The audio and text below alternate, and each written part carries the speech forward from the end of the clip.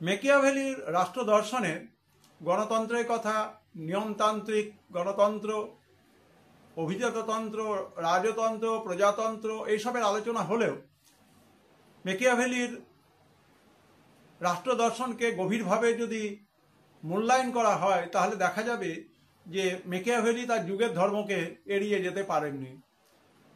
একাদশ শ্রেণীর দ্বিতীয় সেমিস্টারে গুরুত্বপূর্ণ ভিডিও, মেকিয়াভেলি চিন্তা ভাবনায় বুর্জোয়া শ্রেণীর রাষ্ট্র প্রাধান্য।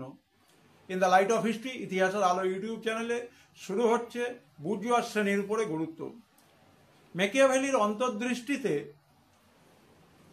উদীয়মান বুর্জোয়া সমাজের অফুরন্ত সম্ভাবনার বিষয়টি প্রথমে ধরা পড়েছিল।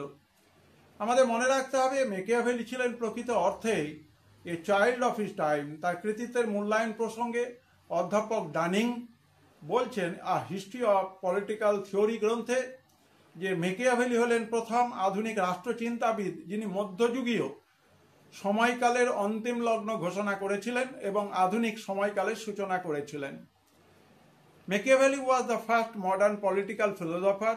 It is quite as accurate to say that he ends the medieval era as that he begins the modern. George Sabine বলছেন যে তার দর্শনের সঠিক অর্থটাই হলো আধুনিক ইতিহাসের অন্যতম প্রহেলিকা।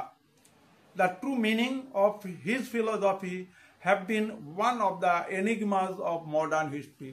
সুতরাং এই বুর্জোয়া চিন্তা ভাবনাকে সমালোচকরা ভালোভাবে নেননি এবং এখানে মেকিয়াভেলি যেভাবে বুর্জোয়া শ্রেণীর প্রাধান্য বা বুর্জোয়াদেরকে গুরুত্ব দিচ্ছেন সেটা ডানিং বা সাভাইনের লেখাতে কিন্তু সমালোচিত হয়েছে।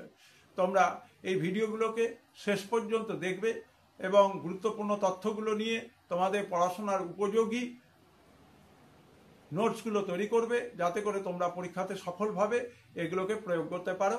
সবাই ভালো থেকো, সুস্থ থেকো।